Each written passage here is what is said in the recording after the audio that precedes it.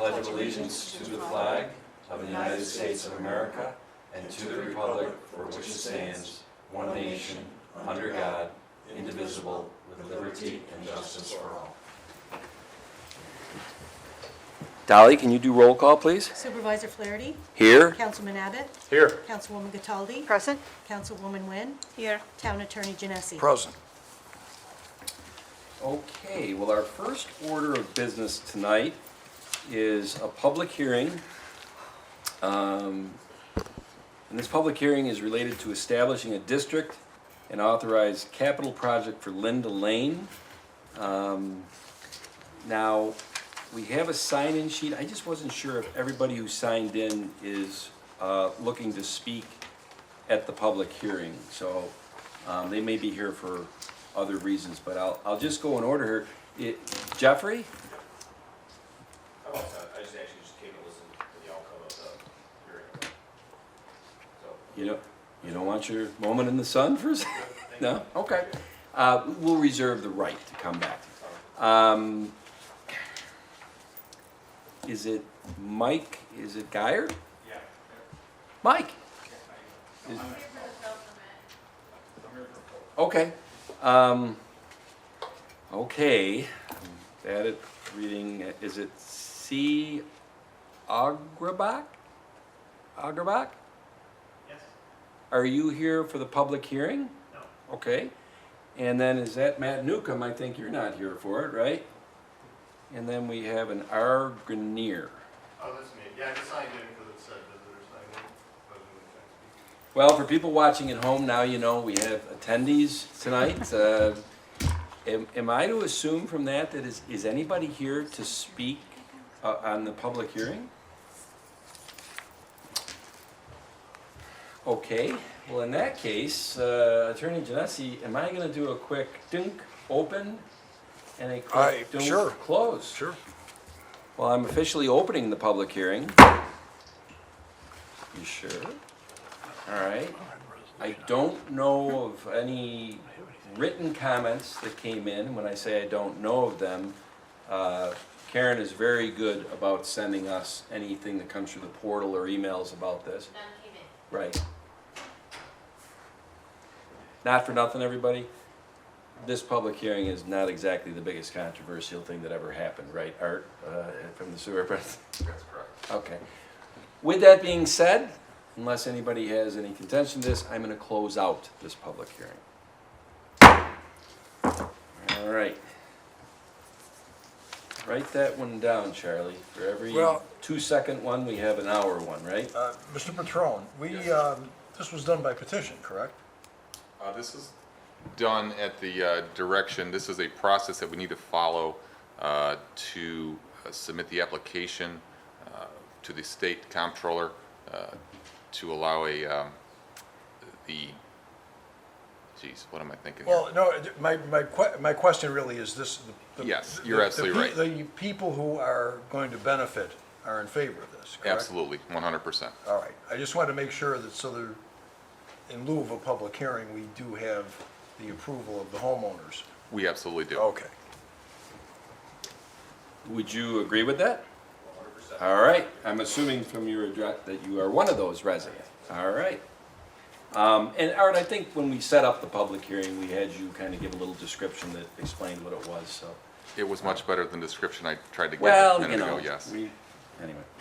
Okay, well, the next item up tonight is our open to the floor, where anybody in attendance can get up on the podium and they have as much as 5 minutes to talk about anything they want and present to the board. Is there anybody that would like to do that? Dolly, we're moving right along, are we not? Okay. Dolly, I say it all the time, I really am thankful for how you keep up on these board minutes. I've been on a lot of different boards in my day, and when the board minutes come to us 4 months after, and I read them, I'm like, I don't know if that's actually what happened, it's so long ago, but you don't do that to us, and I think we're all very appreciative. With that being said, I make a motion to approve the April 21st board meeting minutes. Second. Supervisor Flaherty. Aye? Councilwoman Cataldi. Aye. Councilman Abbott? Aye. Councilwoman Wynn? Aye. Was it you, Patty? No. It was Bill. How'd you sneak in this week? Wednesday morning. Huh. Okay. I think I was in Wednesday morning. What do you think? I would recommend that we approve the purchase orders and bills as submitted by the Director of Finance. Second? Councilman Abbott? Aye. Councilwoman Cataldi? Aye. Councilwoman Wynn? Aye. Supervisor Flaherty? Aye. And I went over the prepaid warrants as submitted by the Director of Finance, and I make a motion that we approve those. Second? Supervisor Flaherty? Aye. Councilwoman Wynn? Aye. Councilwoman Cataldi? Aye. Councilman Abbott? Aye. Okay. Mike, this is you, right? So I think if you'd like to get up and just... Yep, you wouldn't mind just giving a 30-second or 1-minute rendition of what you're looking for? I think we do know, but Yeah, well, I'm here for my son, and he owns the house, but he's out with COVID, so. With his 6-month-old baby and wife too, but I'm just looking, we're just looking to put some fill on the side of this garage to make it safer and look better. And had some help, we had an engineer, a good friend of mine, Marty Mrozek, he drew up a plan, and Mary's been down, and highway superintendent's been down, and so that's all we're looking for. and Mike, I didn't mean to put you on the spot. I That's would have okay. looked closely. Adam is the one applying for Yeah, it, so. yeah, it is, yeah. You know, tell your son to watch the tape that his old man got up there and pitched for him today. Oh, But- I'll tell him for sure. Okay. Because the packet is, speaks for itself, and Mary has been down, wrote a letter. Bill, Patty, Ginny, anybody have any questions on this? I don't. If Mary has seen it and she's good with it, so am I. That's how I read the letters, so, I would make a motion to approve a fill permit for 615 Lake Road. Second? Supervisor Flaherty? Aye? Councilwoman Cataldi? Aye. Councilman Abbott? Aye. Councilwoman Wynn? Aye. Guess what? You got it. Okay, hey, thank you very much. And should I put on, if it was Adam here, we would have made it go a lot longer, we would have asked a lot of questions, but the dad showed up, and said, if you vouched for him, you get it. Okay, I appreciate it. Thanks, Mike. Thanks, Mike. All right, well, this is, to the best of my knowledge, at least while I've been supervisor, we've never done something like this at one of our regular town board meetings.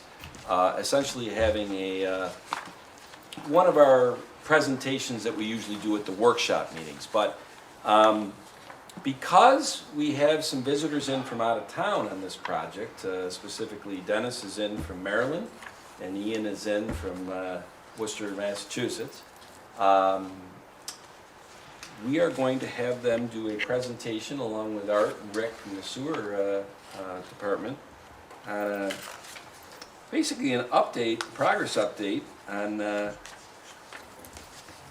sewer, phase 2 of the sewer plant project. Great, thank you Supervisor. So if you remember, back in August of, 2021, we had Dennis come in and do EPC, Energy Performance Contracting 101 for us. We moved forward with that at the beginning of March.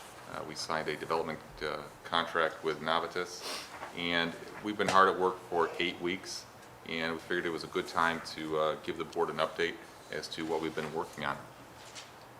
So I'll hand it off to you. Do you want to?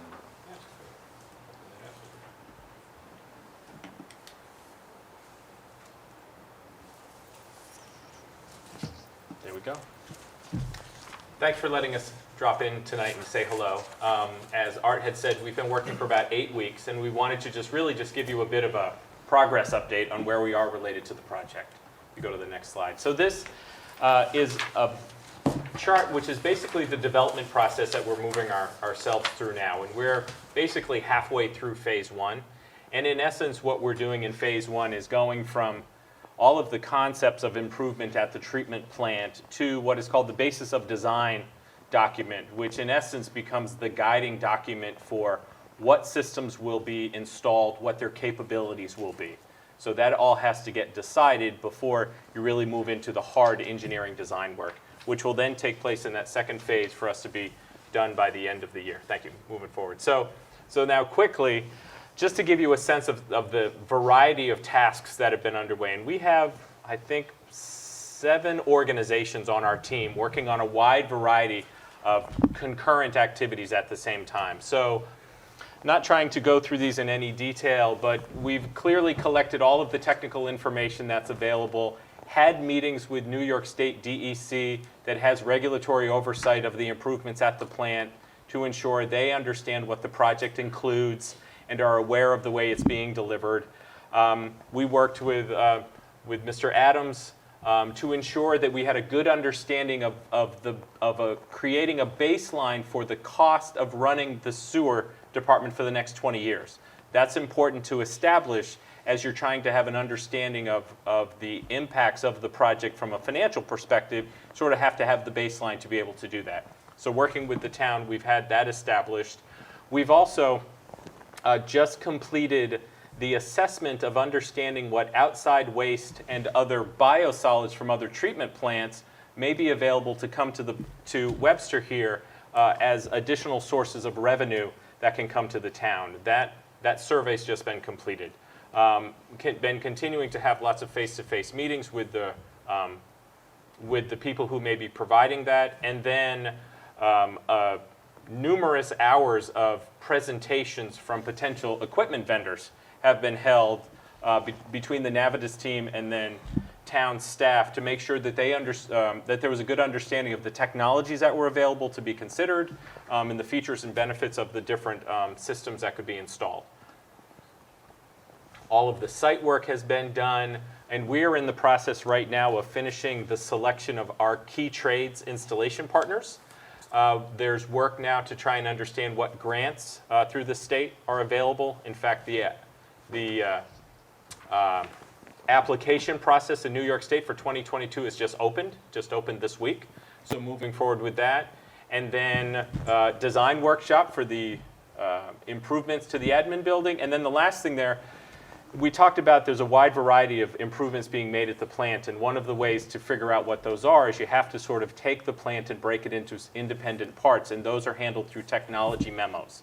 And if you go to the next slide, this here is a list of the different parts of the plant and the technology memos that are being written. And for the purpose of these memos is for the Navitas team to work with the town to look at the given situation and then think of the different technological solutions that are available to improve it, evaluate the pros and cons, and then provide that to the town to help them make the decisions on what is the right system to go forward with. So these are all underway. Some of them are completed, some of them are still being written, but they'll all be done soon. One piece of this, and this is just a little bit of an example, at this point in the process, we're looking at a wide variety of options. And this is one of the parts of the process here. Without getting into the details about what gravity thickeners do, one of the things we have to look at is where is an appropriate location to put them at the treatment plant. So this here is an example of, as we're working with the sewer department staff, looking at various different locations, how they would impact the treatment process at the plant, how they would also have an impact from a capital cost perspective for design and installation. The next thing I wanted to mention is that there is work underway to make an expansion to the administration building at the treatment plant. Art, you've been a little space constrained for a little while. So if you jump to the next slide here, this just very briefly is an overview of the expansion that is being looked at. And the idea is that adding some training space, some additional meeting space, expansion of the restroom facilities and locker rooms, and then providing some additional office space, and then just general upgrades of the building are all underway right now. So this is first design layout. If you go to the next slide quickly. So this here gives you a little bit of a comparison, so you can see where the expansion of the space is. It looks like it's heading to the north, but I'm not actually sure if that is. It is north. That worked out nicely.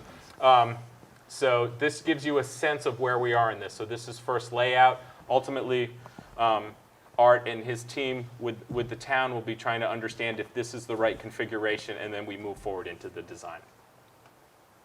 So lastly, you may remember from some of our presentations, we had shown you these graphs of the difference between the linear design bid build process and then the process under this process here. If you click real quick, this is just to give you an indication of where we are in the process. Still very early, but working through those processes of dealing with the technical, financial, and pulling the team together. And with that, I'll take any questions you may have.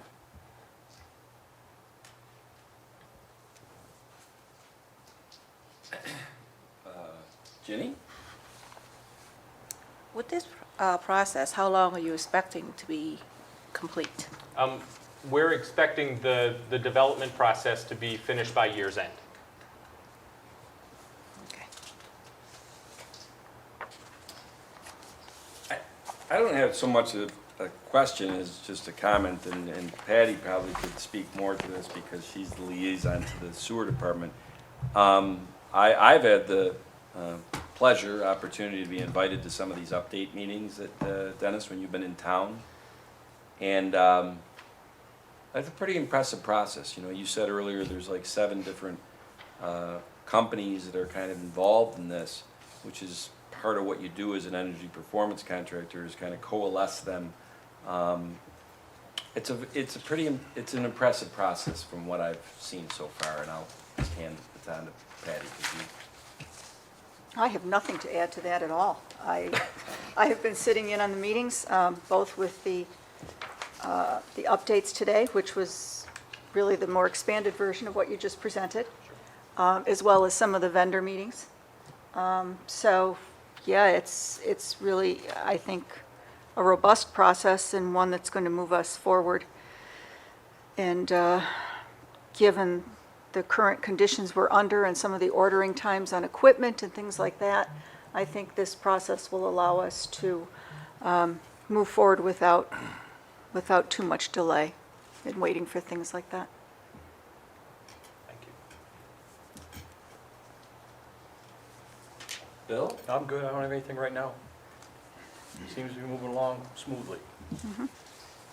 Well, as time goes on, if you continue to do these monthly kind of updates and whatever, and I appreciate you have invited me and you've invited Patty, and as you probably know from the way government works, we can't have 3 of us there because then we have a quorum. Right. I know what my background is, business-wise. I know what Patty's background is. I would gladly step out of one of those meetings and have Councilman Abbott jump in, because Bill, with your background, I think you might find this fascinating. So just food for thought. Bill's a 2-handicap golfer, so it might not be till September. 2, I wish. But, and Jenny, we'll get you in there too, How about don't get me 22? wrong, all right? That's okay. Thanks, guys. Thank you. Appreciate it. All right, well, we are on to the next item, which, Josh, you are here tonight, right? I think big thanks needs to go out to you, because you really have been the driving force behind getting all the data on this workshop presentation a while back. You know, the whole lead up to this is really been driven by you, and I appreciate that. I think if you're coming up, we had the public hearing 2 weeks ago, I think, Dolly, on this. At least for my short time being supervisor, it was an unusual public hearing as far as I'm concerned, because you had 9 people write in and 8 people come in person, and they were almost 90% of them were like, yes, let's do this. And that's kind of unusual for a public hearing. But I think it speaks to the fact that this is the right move for this community at this time. So, before I make this motion, Josh, do you have anything you want to say, or? I just want to add that there's been a clarification added to the proposed legislation under A subsection 1, we're just specifying that an instrument survey map will be required when obtaining the fence or shed permit. So I just wanted to add that so there's no ambiguity moving forward of what the requirement is for the shed and fence permits. Well, it says site plan or instrument survey. Correct. Correct. Okay, Either so or. It's one or the other. Correct. All right. Thank you, Charlie, because that's a big clarification, right? And thank you, Josh, because we had noted that, and I was going to read that into this, but, and then other than that, before I make the motion, does any of the board members have any questions or comments on this? I do not. No, I'm good. Okay, Jenny? Fine. All right, well, it's a motion of the Webster Town Board to enact local law amending Chapter 225 of the Code of the Town of Webster at a regular meeting of the Webster Town Board on May 5th, 2022. This resolution was offered by the supervisor. Whereas the Town Board has the authority pursuant to Article 2 and 3 of the New York State Municipal Home Rule Law and 64 of the New York State Town Law to adopt and amend local laws consistent with the New York State Constitution and general state laws in relation to the property, affairs, and government of the town. And whereas the Town Board has the authority pursuant to Articles 4 of the New York State Town Law to regulate the use of land within the town of Webster and to generally promote the health, safety, morals, or general welfare of the community. And whereas it is both in the public interest and required by town law that a public hearing be held to consider a proposed amendments to the Webster Town Code. And whereas a notice of public hearings was published in the Webster Herald on April 13th, 2022, and posted on the town's website and on the town clerk's bulletin board at 1000 Ridge Road. Whereas the public hearing on the proposed new local law was held by the Webster Town Board on April 21st. Whereas a short form environmental assessment form for the proposed action has been prepared and has been submitted to the Town Board and reviewed by the Town Board. And whereas it is in the public interest to enact the aforesaid local law. Now therefore be it resolved that the Town Board hereby determines that based upon the information in the EAF and other available information, the proposed action is designated a Type 2 action on the New York State Environmental Quality Review Act, SEQR, as it will not have a significant effect on the environment within the meaning of SEQR, and it involves official acts of a ministerial nature involving no exercise of discretion and routine continuing agency administration and management, and does not require the preparation of an environmental impact study. That a local law be adopted to set forth the effect of code changes by amending a certain chapter and sections of the Webster Town Code, such local law to be designated as Local Law Number 2 of 2002.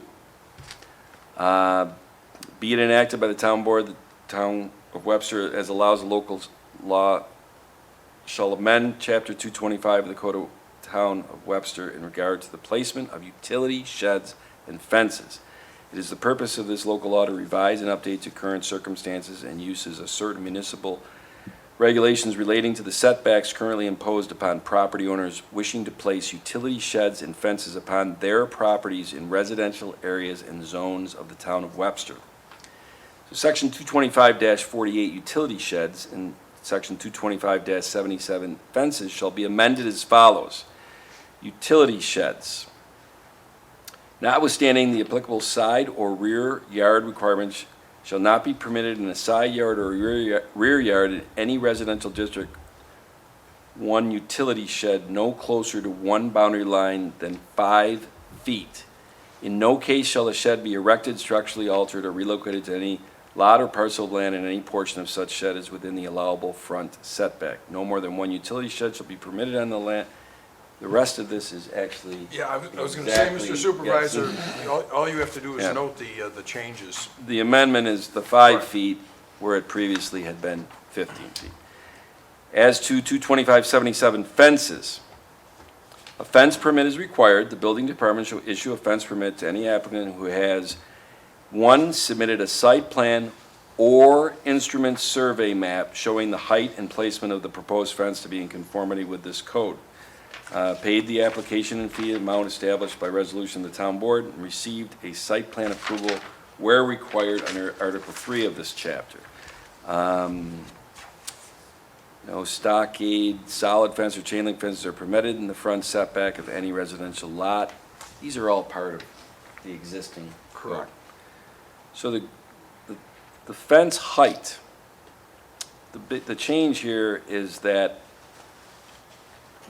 if you are 6 feet and under from the lot line, wait a minute, the fence is 6 feet high or under that.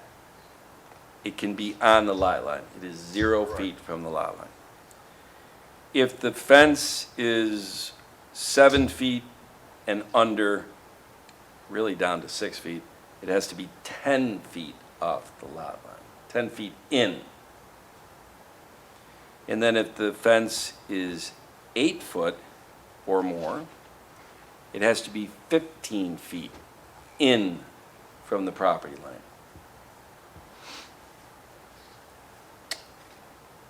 The rest of this, I think, Charlie, is exactly as the law is now, except for in no case shall any fence be located within a buffer area nor in any town easements without prior written town board approval and filing of a licensing agreement. This local law shall take effect immediately upon the appropriate filings as required by law. Town clerk is hereby authorized and directed to take such action as may be necessary to carry this resolution into effect. That is my motion. Second. Supervisor Flaherty? Aye. Councilwoman Cataldi? Aye. Councilman Abbott? Aye. Councilwoman Wynn? Aye.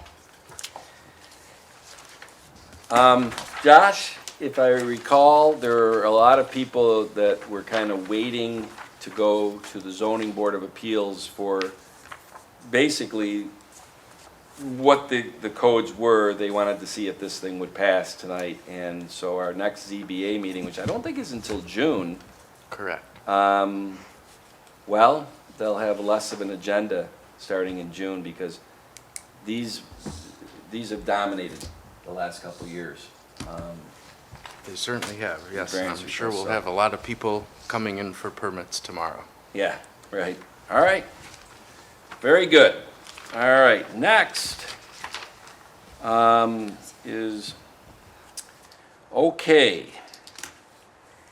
Now, this is why, the next item up is consideration to provide a review and referral to the planning board by this town board for a proposed senior housing development and public outdoor sports facility to be located at 875 Publishers Parkway, per Town Code 225-19.1H, subchapter 1. This is why your packet tonight, board members, and Dolly and Charlie, is so thick, because it really is really comprised by this application. And I think two of the gentlemen that are here tonight, Matt Newcomb and, I'm sorry, Corey, would you two like to come up and at least explain this before we jump into it?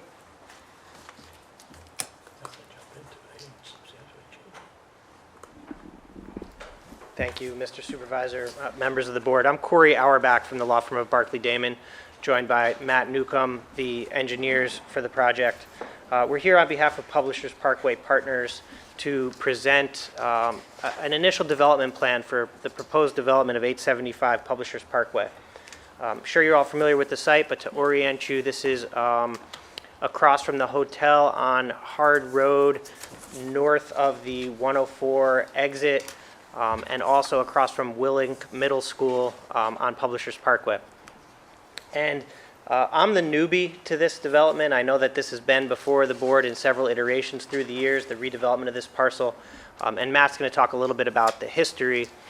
But essentially what we're proposing is a multifamily market rate senior housing development on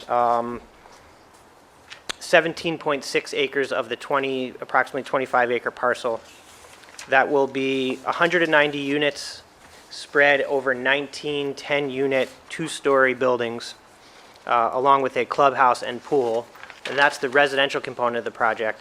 And then we're proposing a recreational component of the project, which includes a recreational facility that will take access from Publishers Parkway, along with a walking trail that will connect the school district properties to the Route 104 trail system.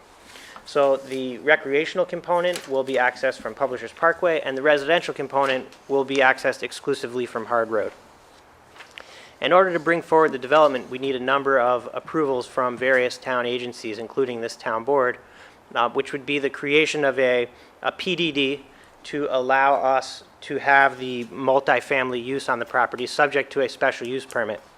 So we are asking for, in addition to presenting the application this evening, a referral to the planning board for their recommendation on the PDD, and then a special use permit, site plan approval from the planning board, and a special use permit from the town board. The property will be accessed, the residential component, from the existing access for the new URMC building. So it's an existing access off of Hard Road, which will be accessed to the rear over an easement that was reserved by the owner when they developed the URMC property. But that's the highlight. We're here, again, for a referral to start the process of the PDD in furtherance of the special use permit for multifamily, and of course, the heavy lift with the planning board for site plan approval. But just to show you where we started and where we've come, I'm going to ask Matt just to take you quickly through the different iterations that this property has been before you previously. Thank you. Matt Newcomb, Astro Associates. I had to tell you guys kind of had me at shed when you were talking about the sheds. Anyway, thank you for the introduction, Corey. I'll kind of go through the process because this project's kind of a long-standing project from all the way back to 2013. The initial project had a density of 210 units. It did not have that U of R parcel in it. This particular development right here, this included several one-story townhouse buildings and a three-story, I believe there's 75 units in the three-story building in the center. So this project was approved by received site plan approval as well as the special use permit and the PDD back in 2013, 2014 time. We went through a series of extensions to the point where we've kind of exhausted our extensions, and the project just kind of sat for a while. So For the URMC development with access on Publishers and on Hard Road. Correct. So then we came back in February of 2020 to this board, which some of you might remember this because it's a lot more recent. This proposal had 194 units and also included that parcel for the U of R, URMC down here in the corner. It also always had this access road that came in, and this also included access off of Publishers Parkway.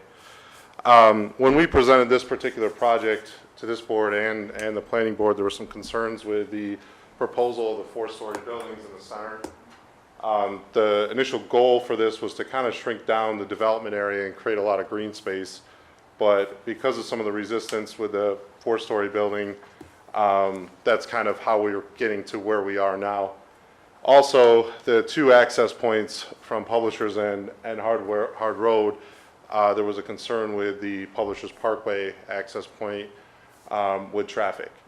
So we then kind of progressed into more or less of an as-of-right plan of what could we actually do here as of right without a special use permit for seniors. I don't know, I know this was informally presented to some town staff and there was some discussion, but it was never formally presented to this board.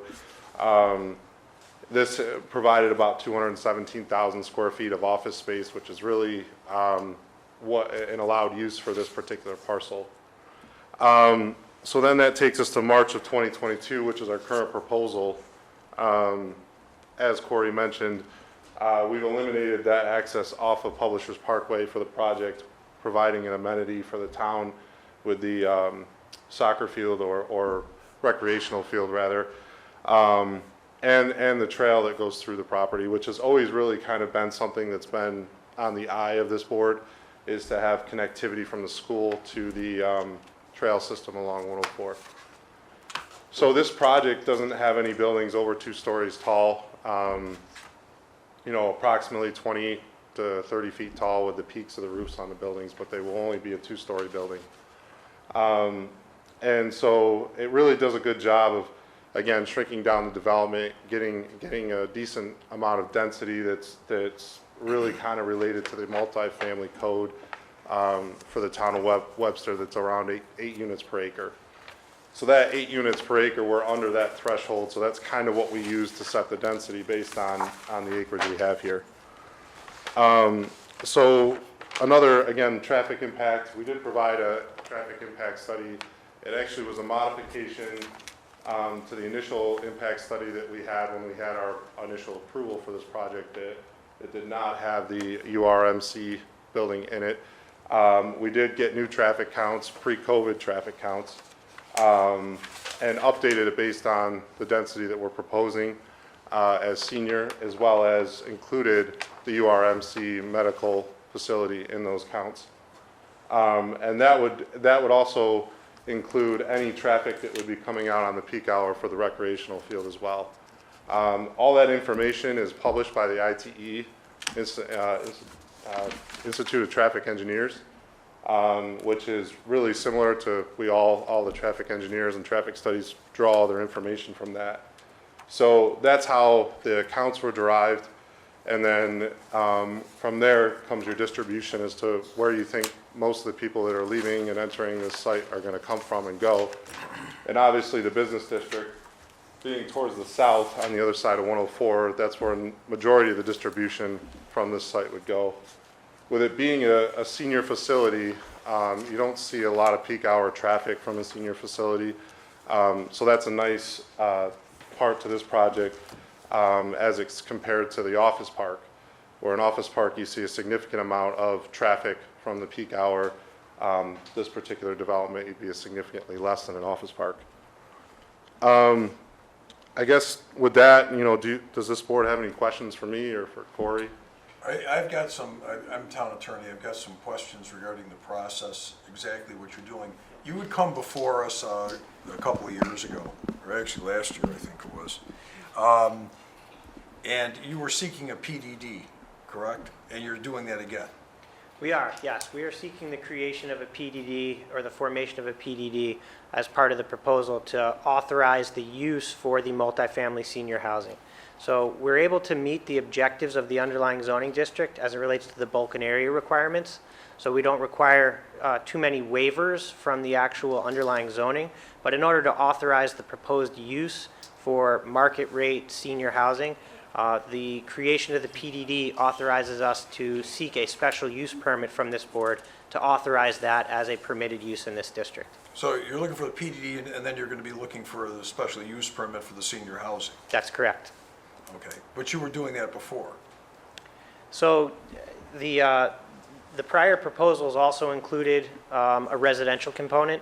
What we've done here is, I was lucky, as I said, I'm a newbie to this project. I understand. But I had the benefit of the comments that were received on the prior proposal. So I kind of took a look at this with fresh eyes and was able, with the developer and with the engineering firm, to inject some creativity to maybe come back with a proposal that was a little bit more appropriate for this site, including the elimination of the access to the residential component along Publishers. I drove over there before the meeting. I can understand why the board was concerned about access on Publishers.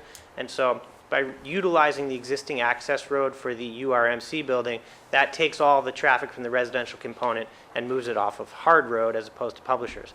And then it was the idea of concentrating the development, almost like an open space design, where we could cluster the density in the center of the site, hence the opportunity for the residential component, while preserving green space, but at the same time preserving that sort of dense vegetative buffer that already exists around the site so that we can have adequate screening and make sure that the use is appropriate in relationship to the adjoining properties. So yes, that was a long way of saying we were before you before, seeking a PDD. I think we just done a little bit better job of melding the applicant's desires with some of the concerns and the vision that the town has for the property moving forward. So procedure. We'll be looking, of course, for the designation of a lead agency, whether it's going to be the town board incidental to its authority to do the PDD or the special use permit, or the planning board incidental to its authority to do the site plan approval. The planning board will, as I understand the code, make a recommendation as it relates to the establishment of the PDD and the special use permit. So we kind of figured we'd come. I would get a chance to introduce myself to you all and introduce the project, receive any input or initial comments on the conceptual development plan, and then hopefully have a referral to the planning board where we can present the project to them and hopefully get a recommendation from them back to the town board on the establishment of the PDD so that we could then request the special use permit. You're correct in the order in which it moves. It starts here. If the town board agrees, they will send it to the planning board for the PDD. They will also send it to the planning board for a recommendation regarding any special use permit. But that's the first hurdle. Got it. Okay. And, yeah, so to that end, the supervisor mentioned the very thick packet. I apologize for overburdening the agenda this evening, but what we did was we tried to give you a flavor for what we were doing, and in doing that, in addition to our letter of intent, I did an analysis of the criteria for the establishment of the PDD, for the special permit criteria, and also just an analysis of the bulk and density requirements for multifamily residential in the underlying zoning district. So I thought it would be helpful as you make a decision on advancing the project to the planning board, just to get a sense of where the applicant stands as it relates to our understanding of entitlement based upon the criteria set forth in the town's code. And welcome the opportunity to provide additional detail or info or discuss those with you now or at a future date. Having looked at the criteria, and you're referring to the code, right? 22521. I'm referring. Okay. Yep, I'm referring. And that's the criteria for the PDD. Would it be your understanding that it's possible that the PDD would possibly proceed, but the special use permit would not? I certainly. I'm not saying that's what you're asking for. I know you want both, but I'm just saying. I understand. You do absolutely. understand that it's possible that could happen. Yes, I do. I understand that those are separate approvals. In this case, the purpose of the PDD is essentially to enable us to ask for your permission to do the senior multifamily housing. Okay. I'll shut up now. Charlie, you were great because you hit on all the technical, legal things, and I'm sure Corey and you talk the talk because you guys have the similar language. Now, I'm going to jump in and say a few things, and I'm not an attorney, so I'm going to just hit some layman things. Within the spirit of how you did the, walk down memory lane of 2013, got approved, and actually, it's funny, last year, February 4th, 2021, if they sent out to the board, thanks to Dolly, I knew this was familiar, and I pulled the board minutes from last year. That was 15 months ago. That's when this board voted 5-0 to not issue a special use permit. That was 15 months ago. And as you said, that one was 194 units. It accessed onto publishers. This one is 192, you said? 190. 190, okay. And access is hard road and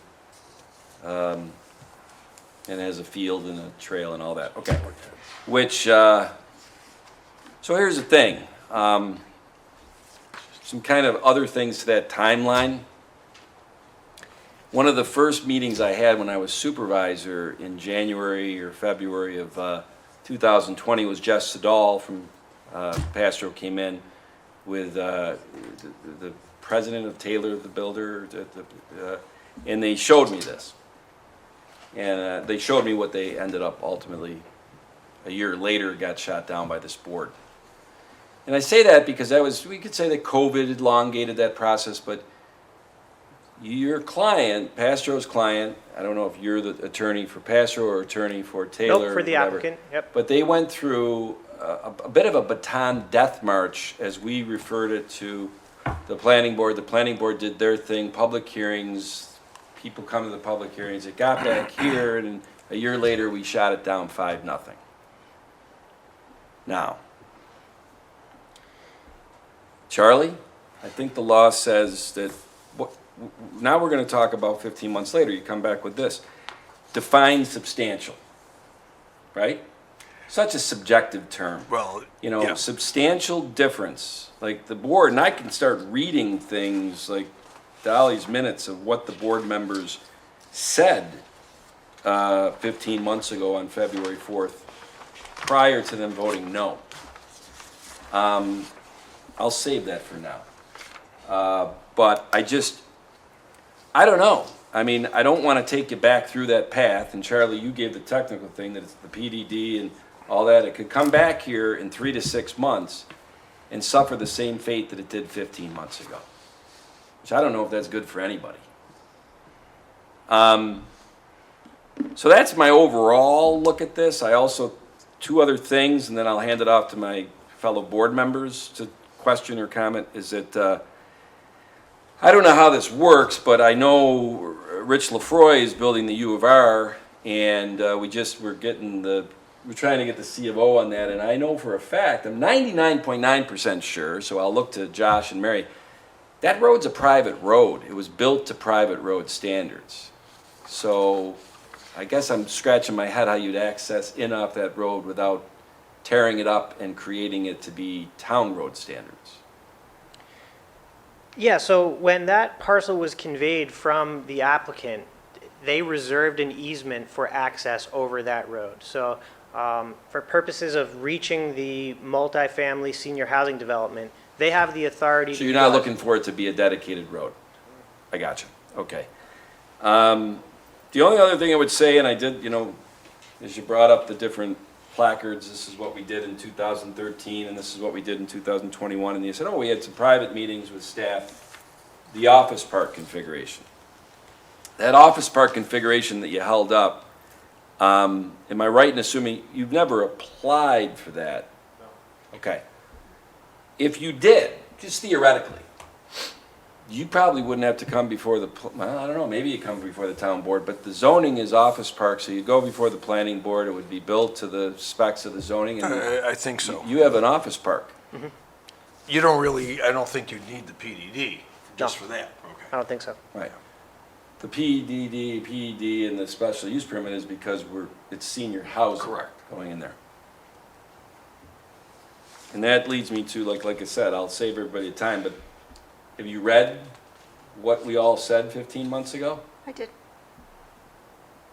A lot of it had to do with, I have some questions on this. yeah, so I'm gonna hand it off to the rest of you then. Okay.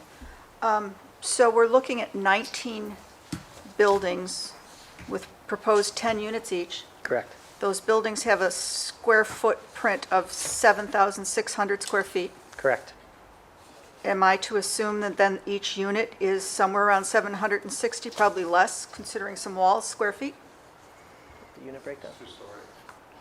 Yeah, that would be for the ground floor, 2-story building. Okay, So it's 14,000. so it's 14. There's also garages too, so that would take up a portion of the square footage on the first floor. So Okay. probably closer to 900 square feet, Right. 700 to 900 square feet. Some 1 unit, some 2 units. Okay. I have a bit of a concern that there's only one way in and one way out. I'm not sure what New York State or what fire code would say about that. And I'm curious as to this recreation area that you're proposing. Who would be using that?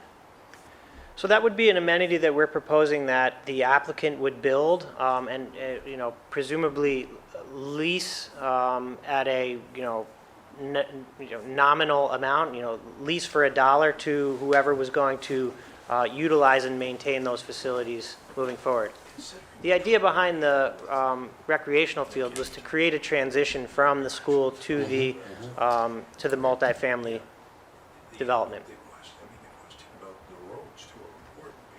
So you think someone would look at accepting that gift for a nominal fee of maintaining it and, Yeah, if there was a desire, you know, either the town, the school district, some other entity that wanted to utilize that space for recreational facility.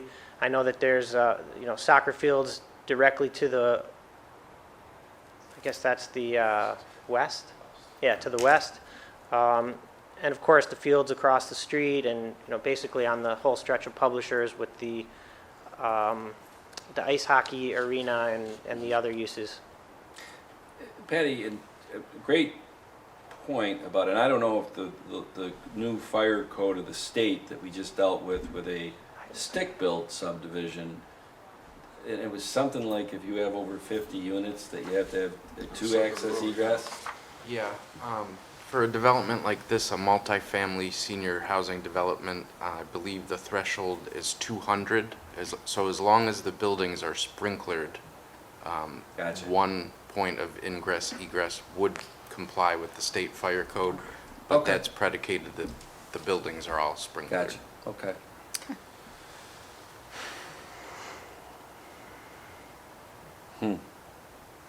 I just, you know, one of my concerns last time, when you had 194 units, was just the traffic. And I know you've done some traffic studies. I don't see we're coming out only to Hard Road and not onto Publishers. That whole corner is a nightmare at times.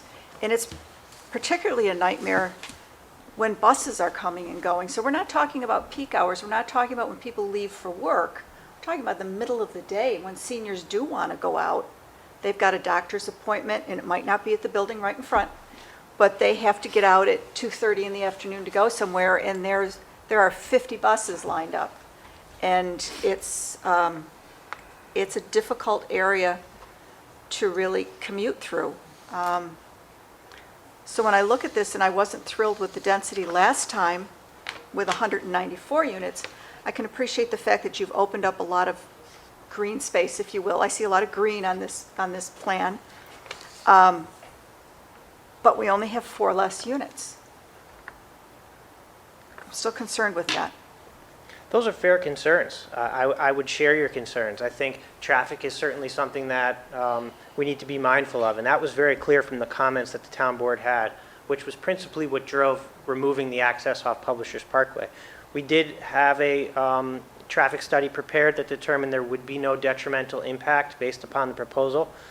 If we need to do some more work surrounding traffic to make the town board comfortable that those impacts won't, negatively delay traffic at the intersection of Publishers Parkway and Hard Road, or decrease the level of service to an inappropriate level, that's absolutely something that we would be willing to do, and I think is our obligation to do as part of the review of the project.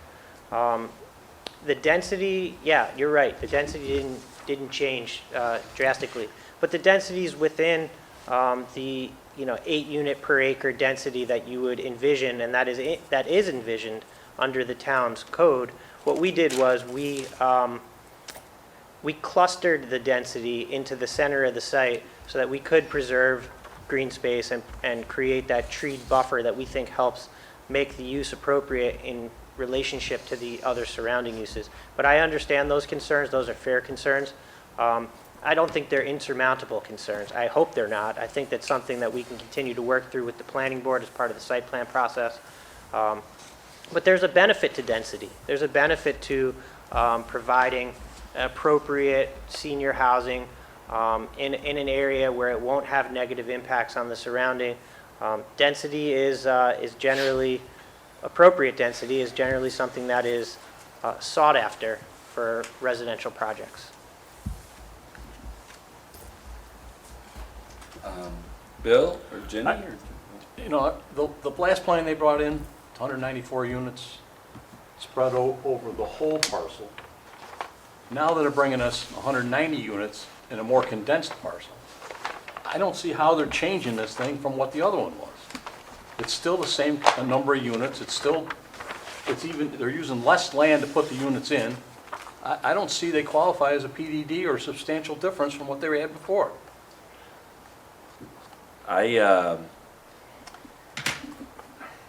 Partly on to what Bill said, I'm having a hard time seeing this and envisioning that over the next 3 months as you go through with the planning board and all that, that I would have any different vote on this than I had 15 months ago, which I think is essentially what you're saying, Bill. I'm trying to keep an open mind to this, but I'm struggling with it. And I also, because I've said I want customer service in this town, I really didn't like what we dragged Pastro and Taylor through last time. And I have this bad feeling that if you want to walk out of here with a victory tonight, you're going to go to the planning board, you're going to go through all that, you're going to end up right back here in 3 months and get a vote that you're not going to get the special use permit. Understood. Understood. I don't know who that benefits. I'll be very blunt with you, and I'll tell you what my hope is. And I understand the concern. It was 194, it's 190 now. I do see some substantial differences. My opinion isn't one sitting up on the dais, but the removal of the access for this project from Publishers Parkway is a tremendous difference. I drove down Publishers Parkway. There was a lacrosse game going on one field. There was something else going on the other field. It's 25 miles an hour. There were kids all around. I could understand why you wouldn't want a residential project of this scale emptying out onto Publishers Parkway. That's why eliminating that access, to me, is substantially different than what came to you before. There were also four-story buildings previously that were proposed. So reducing the scale into a more appropriate scale where we can make a transition from those from the school and from the recreational uses. You've got hotel on the other side of Hard Road. You got some office buildings to the north, and then a very nice multifamily development at the intersection of sort of Publishers and Hard Road. The idea here is let's find a transition. Let's find something that transitions the uses into something that's compatible in scale and in design. By clustering it in the center of the site, it gives that buffer off of Publishers. It buffers the residential use as a transition into a dense but still two-story residential component. How about 140 units? You know, there's a number, right, that makes a project work for a developer. And I understand maybe the number that we came in at isn't something that the town is interested in. Maybe there's going to have to be some give and take there. But I'll tell you what my goal is. My goal is to work in partnership with the town to bring forward a development that furthers the town's objectives, that furthers the objectives in the comprehensive plan. And I provided some specific references to the town's comprehensive plan in the packet that I think this achieves. And do it in a way that addresses the concerns that you have in partnership with the town. And if it means making some modifications to the project, and the developer's going to have to make some difficult decisions. But I think that with the benefit of the comments that we received from you the last time, going back to the drawing board, personally, I gave it a look with a fresh set of eyes and came up with some ideas that I thought might be more palatable. With the idea of creating a development that is appropriate in scale and also achieves town's objectives, like promoting green space, connectivity to the Route 104 trail network, and finding appropriate density that fosters the town's commercial district. I think that there's a project for this site that works, and I think if we're not there yet, that with your partnership and the partnership of the planning board, we can get to that project that you will look at and you will be proud of. I just want to add that I am pleased to see that there are no longer four-story buildings, because that was one of my concerns the last time. Yeah, we've got a highway to the south where we will have a dense vegetative buffer. We've got Hard Road to the east with the hotel. We've got the school and related uses to the north, and we have the ice rink to the west. So bringing us into the center of the site gives us that buffer where we can preserve that large stand of trees and still utilize an existing access off Hard Road and not impact Publishers. And look, if you don't like the recreational component, that was an idea of something that we could add as a community benefit. Not only would it buffer the proposed residential use from the school, provide a transition from that into the residential component. But we thought it would be an amenity that would be appreciated. If it's not an amenity that improves the project, I mean, I assume that could be eliminated. But the developer is proposing to build it and then allow public use of it, essentially for free.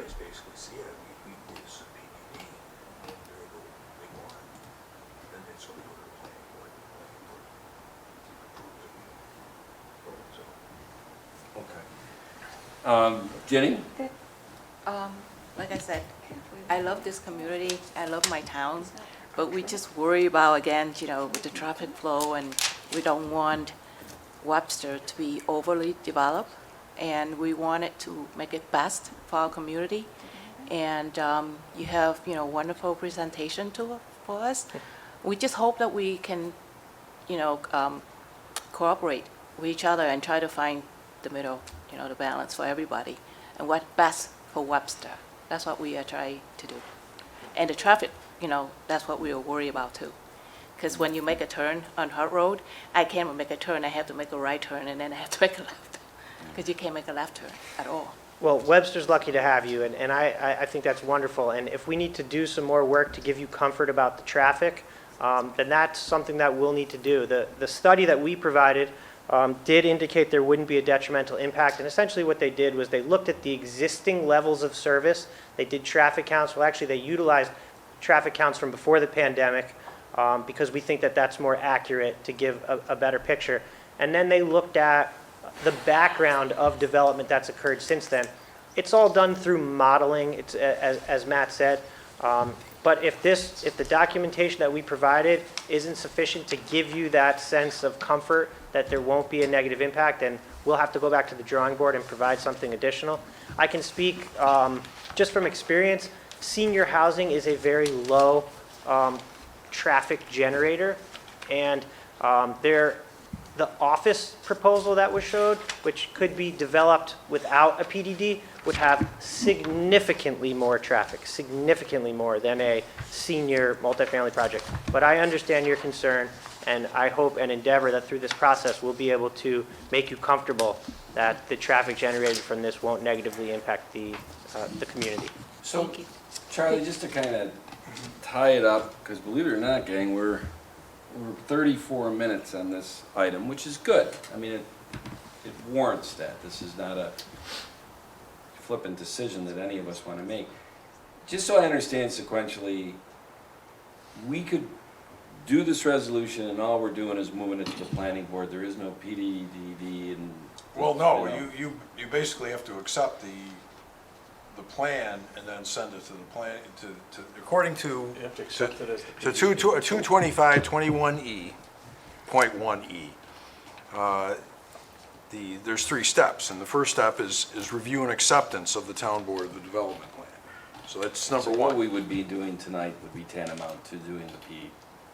Well, effectively, you're accepting the plan. Gotcha. And then you Okay. send it to the planning board, and then the planning board They'll do their proceeds thing. as a PD. Yeah. This has not, and this Right. is not, we're not talking about the special use permit, which is Right. a separate. Planning board would do their Correct. thing, it's Right. sketch, preliminary, Correct. public hearing, final recommendation Correct. letter to us. We just went through it. It's fresh in my mind. And it ends up back here, depending on how quickly you can get through the planning board, in a couple of months, Right. or 6 weeks, or whatever. And I'm gonna go back to what I said. And let's not there is a forget the lot secret of. process. Have you read the minutes, Corey, from 15 months ago? Yes. So you have an idea. I will agree with you 100%, and was agreed on 100%. In fact, ex officio board member Barry Dean said, you are right, an office park that fits what the current zoning is would probably, no doubt, have more traffic problems No question. than this. No question. But it begs the thing, going back to what your timeline was, is that in 2013, when this was approved, and we spent a lot of time on that 2 years ago, is that, well, how can you approve it in 2013 and now somewhat turn tail and say 7 years later you're not going to approve it? Well, the thing is that pretty much 3 or 4 of these type of communities were all approved at the same time. And then once they were built, now you get to actually see the results of them being built. And I get to go over to CDS and visit the citizens there in the apartment complexes as they complain to me about the traffic that comes out on Hard Road at, not Publishers, but the extension onto that, which is, Abigail Way. thank you very much, Josh, okay? All the traffic studies in the world, all the best planning boards in the world, they're approving these things in a vacuum. Each one, they're doing in a vacuum, and they did about 3 or 4 of them back in 2012 or 13. All of them got built except for yours. And that is what we talked about 2 years ago, is that, well, now we can see with our own eyes what the results of that is. And we said back then, I don't want to sit here and say we got a moratorium on that space. That term was used a little bit because we're like, we need to take a look at this whole corner. We need to look at that corridor and all that and figure out what we're going to do. You reference a comprehensive plan, 14 years old. Next Thursday, Josh is doing a presentation on updating the comprehensive plan at this town board. So there's a confluence of things going on here that, we can talk till we're blue in the face. I don't know. I mean, I will tell you this. I don't like to have any semblance of a spineless decision or lack thereof. I don't know how else to put this, Charlie. I'm not making this motion because I'm trying to be honest with you guys. I think we're going to drag you through a process and get the citizens all riled up at public hearings, and it's going to end up back here, and unless I'm missing something, there's a very good chance you're not going to get that special use permit under that configuration. And what is substantial? It's such a subjective term. Thank you, Councilman Abbott, because when you said, how about 140 units? Dang. That's substantial. That's That's substantial. substantial. Now, I don't know if you can go to the dictionary and substantial means cutting it by 40%, but if it talks like a duck, walks like a duck, it's a duck. That is substantial. But I also appreciate it, and Bill probably appreciates it the most because of the career that he was in. That just might not make sense for you guys. It might not be a profitable venture for you. And we appreciate that. We appreciate where you're coming from. You got to appreciate where we're coming from. So I'm not going to make that motion. So to your Because point. I don't see, it's either take it under advisement that we gotta go. Part of me wants to go and talk to Rich Lefroy and say, Rich, can I make sure I understand something? You're about to open the U of R facility here. And if I understand correctly, he's not selling it off. He's the landlord now. He developed it as the landlord. Is that correct, Josh and Mary? I believe so. Does he know, with this easement and thing like that, what is the result of now people coming into his tenant, U of R's facility, that now all of a sudden in 2 years there's an access back to 190 units? And what does that do on that private road coming off Hard Road from the right and left and also coming back onto Hard Road? Is he gonna be happy with that? Or is it a non-factor? Does he say, I don't care? It's a private road. I mean, people will either turn into the parking lot of U of R, or they'll keep going to the 190 units. But as they come out of the 190 units and they're coming this way toward Hard, the people coming out of U of R, I mean, does that create more potential for accidents on that private road? I think you're going to have a congestion issue. But who am I to say? I'm not a developer. I wonder what should we take it under advisement? Should I ask, because Rich Lefroy, does he know that you're doing this? I don't know what Mr. Lefroy knows. I do know that when the applicant sold that parcel, he retained access to his development site. Two very sophisticated developers, they certainly understand when you reserve access rights over a road that you're conveying, that the purpose of that is to give access to the developable land that's immediately adjacent to it. I can't tell you what Mr. Lefroy knows. I would have to assume that when you're talking about two extremely sophisticated developers, yeah, I'm sure that they did. I don't know what he knows. I don't know either. And I'm not if you- sophisticated, and- but I and- bet you, I don't know Rich that well, but if I just asked him, here's the fact pattern. And He's if either gonna that's- say, yeah, no big deal, or wait a minute. Yeah, and I'm going that's, to come back to where I started. I'm not looking for you to do anything you're uncomfortable with. I want to do this in partnership with the town. Okay, so Charlie, I just want to make sure we either, I've already said, I don't want to make the motion, because it's either, to me, it's a non-starter. Mr. Supervisor, do You you know- mind, can I just? Well, let me just, Yeah.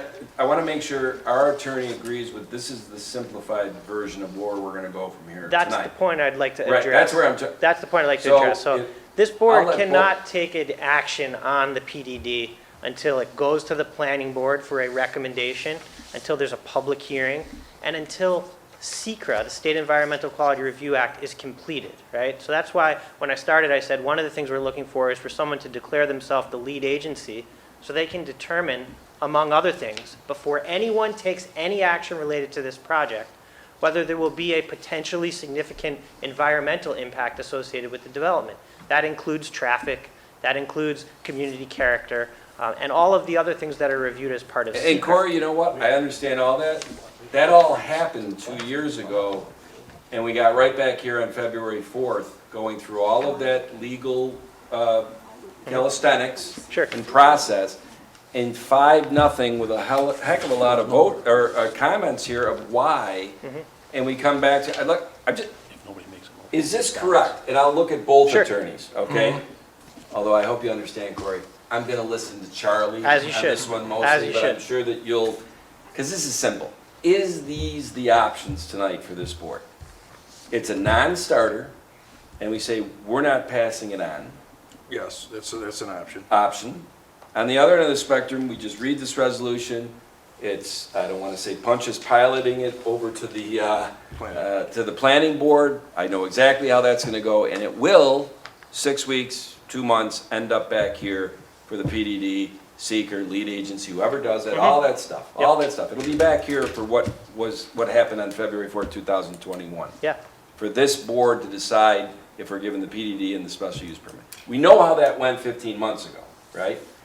So those are the two ends of the spectrum. Now, in the middle, did you say something about taking this under advisement? Is that like Well, pseudo I said you tabling don't that? make, yeah, effectively, so if you want to review the plan further, yeah. May I say something? Mr. Auerbach just said that he's not looking for this board to make any decisions on a plan that they're not comfortable with.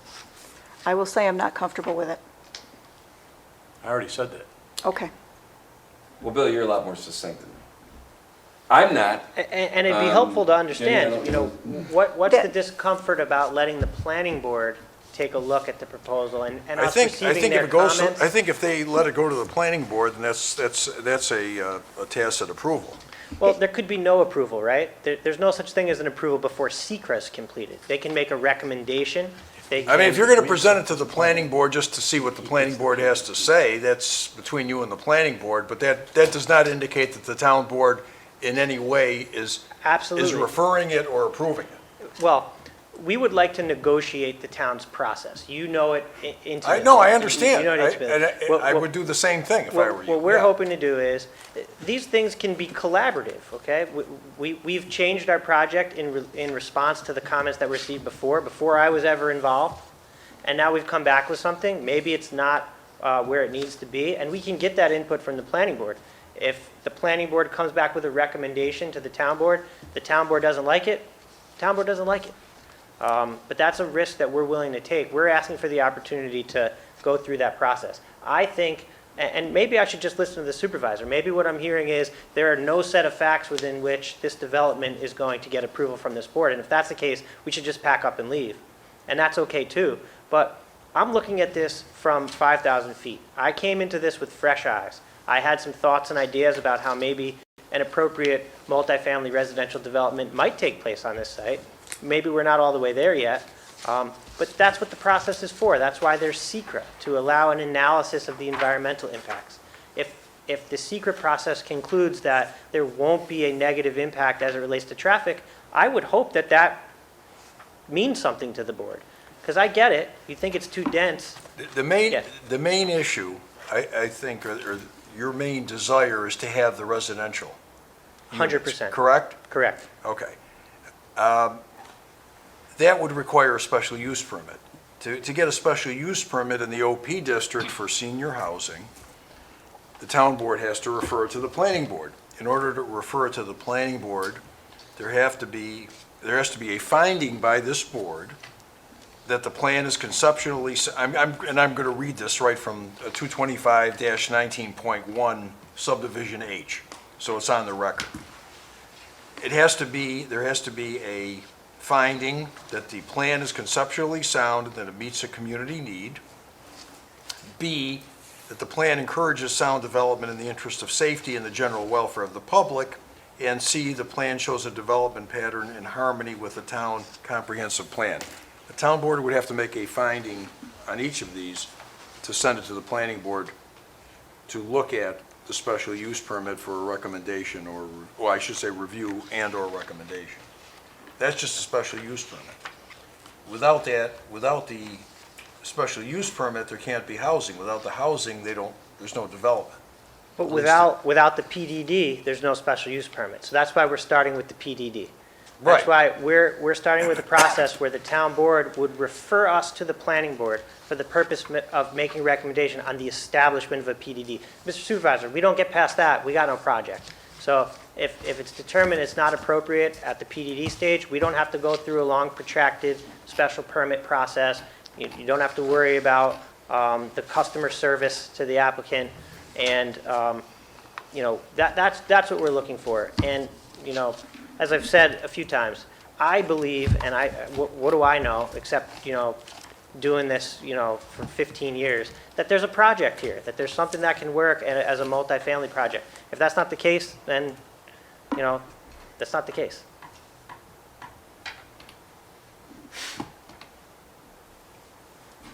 Oh, boy, I'll tell you, I What's the harm? It's not, what's the harm in Well, I'll having? put it to you this way, Corey, okay? And you're talented. You're a very good orator. I'm sure you do very well as an attorney.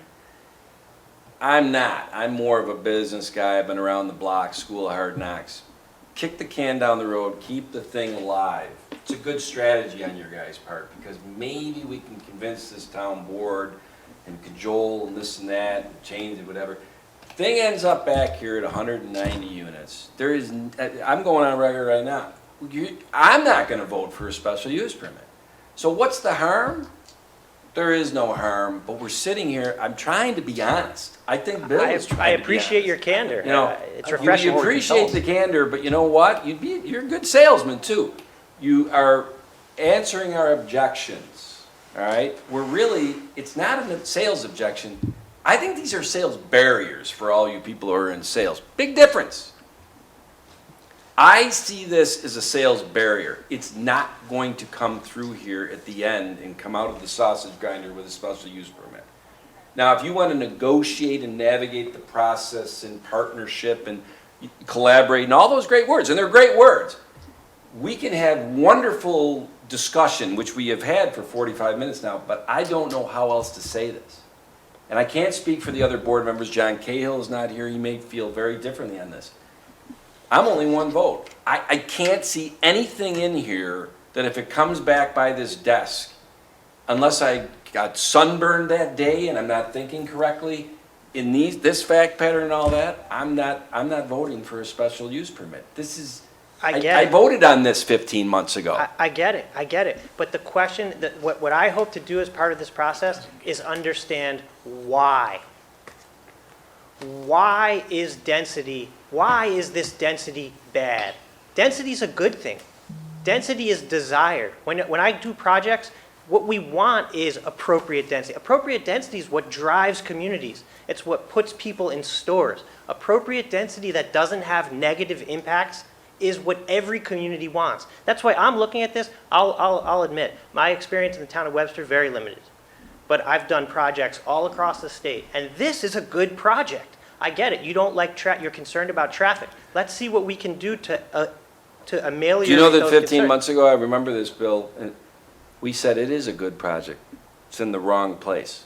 I think it's in a great place, and if We agree to disagree. Well, let me explain why. We can agree to disagree, that's fine. You can tell me to shut up and I'll sit down. Nope. But let me tell you why. We're getting to a point where we gotta do something What here, are but we keep doing, going. what are we doing to make this a great site? First of all, we removed the traffic off Publishers Parkway. That was a non-starter. I agree with the town board on that. That needed to be done. Then we cluster the development into the center of the site, where we can preserve as much of the existing dense tree, it's very densely treed back there, to create a buffer from the adjoining uses. What are the adjoining uses? We've got a school district property to the north, right, which I came up with an idea. Let's do a recreational amenity. Development is about creating appropriate transitions. Let's transition to the north from the school to a dense but appropriately dense residential development. To the west, we have the hockey arena, which will be buffered with trees, where we're going to put the walking path that's going to connect the school to the Route 104 trail network, which I think is a great amenity. To the east, we have a hotel. I think it's a 4-story hotel. I could be wrong. A 4-story hotel immediately to the east. And to the south, we have the highway.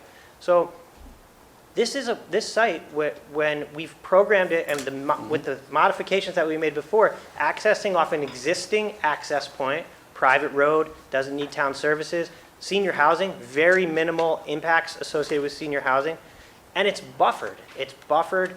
It's a great project. So Corey, let me ask you this, and we'll come to an end on this. Where do you live? I live in North Buffalo, in the city North of Buffalo, New York. Okay. I live in Webster. And I will tell you this, from boots on the ground, all the things that you just said are around there, almost every Webster person, 8-year-old to 80-year-old, is basically saying there's 1 or 2 things too many in that area. Is that a safe thing to say? Now, go ahead, Betty.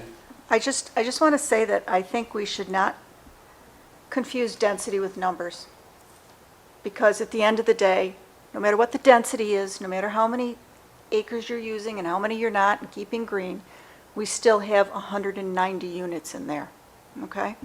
The other thing is that certainly as a board, it's our responsibility to look at these things and try to work with you, try to be cooperative and collaborative and all those things. But in addition to our comments from that meeting back in February, are 2.5 pages of residents' comments, and we have to be responsible to our residents as well. And I don't see anyone who was in favor of it. I can guarantee you that if we move this forward and we continue down this road, we will end up with it coming back here. The very same people will be in this room, and we'll go through this entire exercise all over again, because they're not really impressed with 190 instead of 194 either. Can you help me to understand the concern about 190 units? Just what is it about the 190 units that's problematic? Can I, It's a Corey? minimum of 190 cars Corey? Okay. I'll put it to you another way. coming out a private drive onto a very busy road. That's a great concern. We had a traffic study prepared by a traffic engineer. You had a traffic study prepared, we understand that. Yeah. If I'm gonna have a traffic study, it's gonna be done by an independent firm, not associated with Pass Road, Let's do that. okay? Let's do But that. I'm not gonna forward this, because in my opinion, it's too much in that parcel, the way you have it right now. You did not, in my opinion, you did not substantially change from the original one of the 190 units using all the Okay. land. The Okay. only thing you've done is, now you filled in the northern part as an open field. So you've moved everything down, now you got 190 units from 194 into a much, So if Smaller area. if an independent traffic engineer prepares a report for you that says 190 units of senior housing will have no detrimental impact on traffic, would that help relieve that concern that you have? An expert that you It will choose. not alleviate mine, I'm gonna say it again, and Corey, I get it, and you're good, by the way. You did a very good job hiring him, or whoever did, okay? Very good. I'm gonna say it again, I'm a layman. With hindsight, I think the planning board, the town board, certainly the community, there's probably one, and maybe two too many projects in that area. Why would we want to parlay onto a mistake? We can't go and tear down things. We now see what the result is. So your traffic study would come in and say, okay, yeah, it's not gonna create any additional.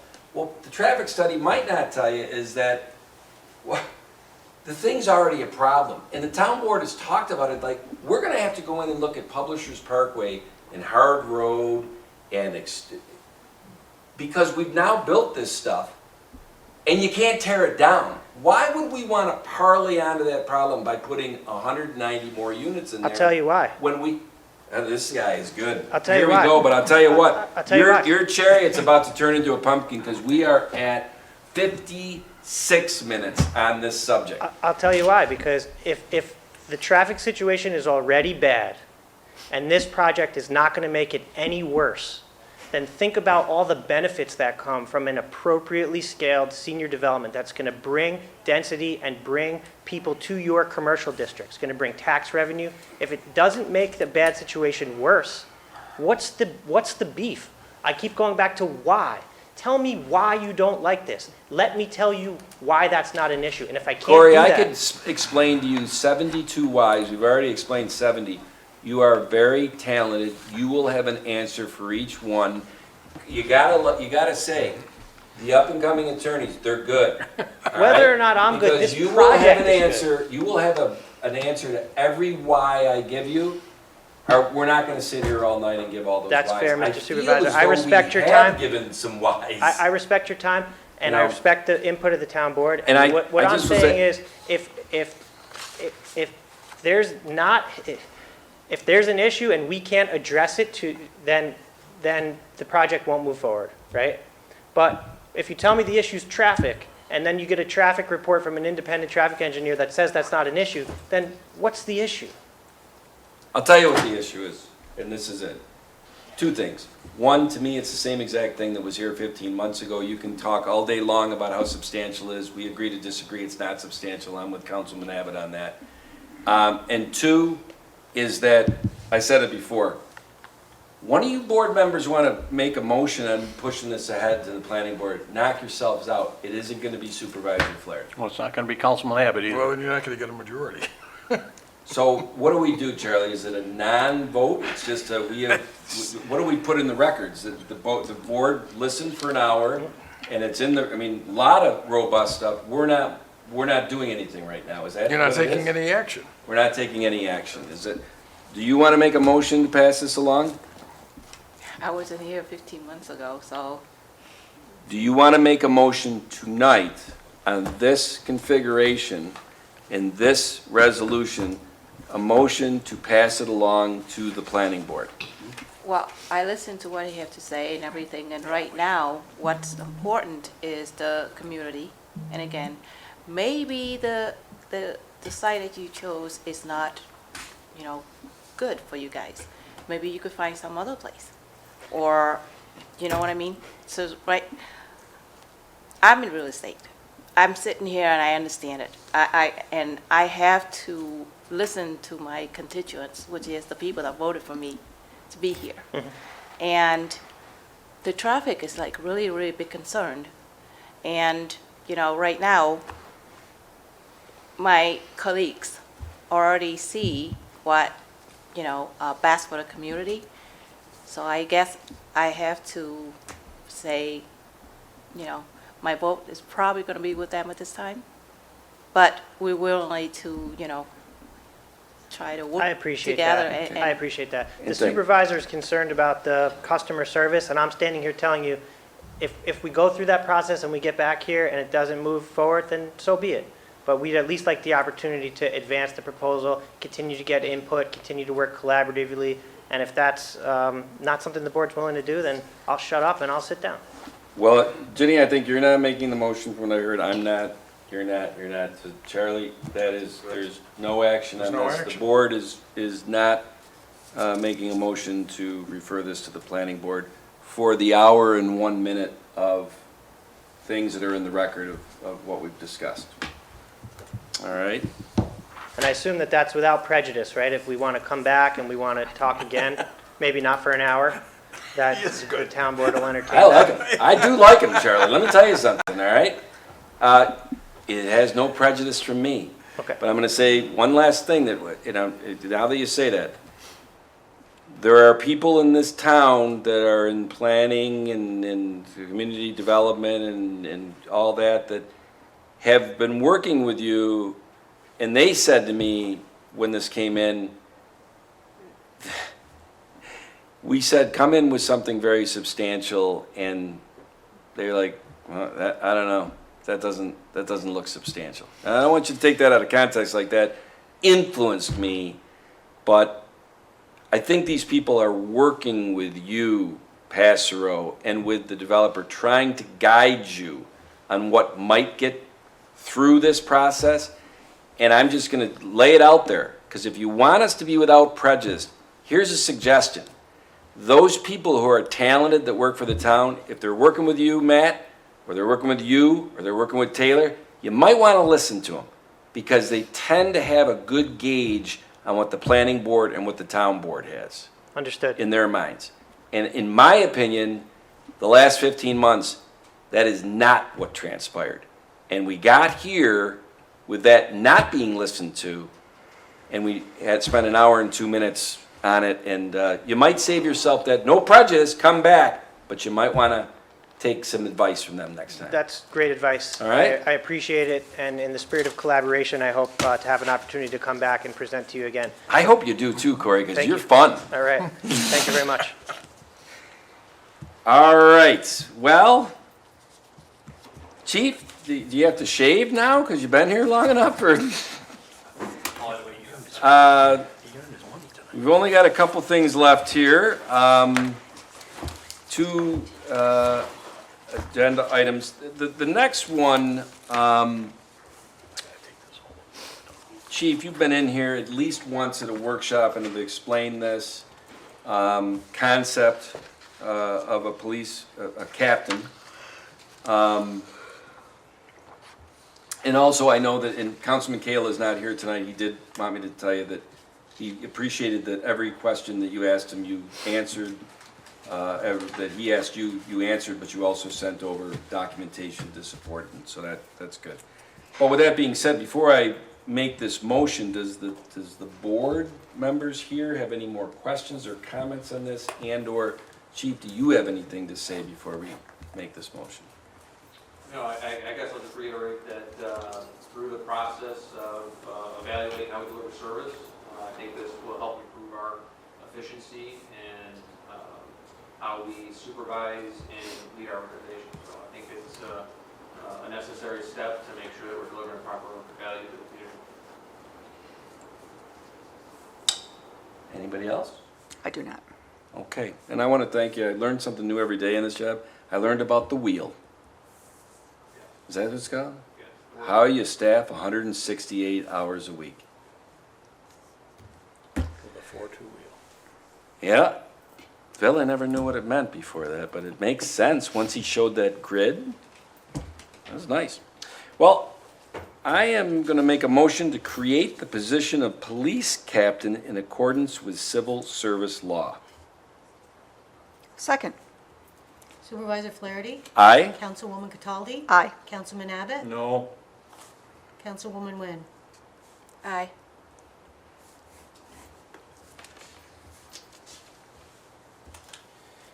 And last but not least, oh, jeepers, yeah. Charlie? Whew.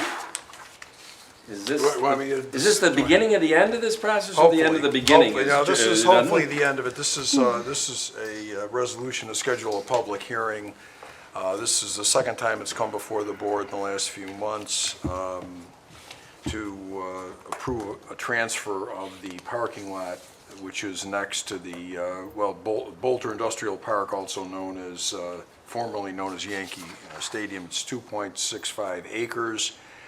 And we have bills before the Senate and the Assembly authorizing us to do this, so we need to have a public hearing, and once the public hearing is done, there's certain paperwork that the town clerk and I will take care of in getting to the state Senate and the state Assembly, and then hopefully get on to the governor. But we need to have a public hearing, so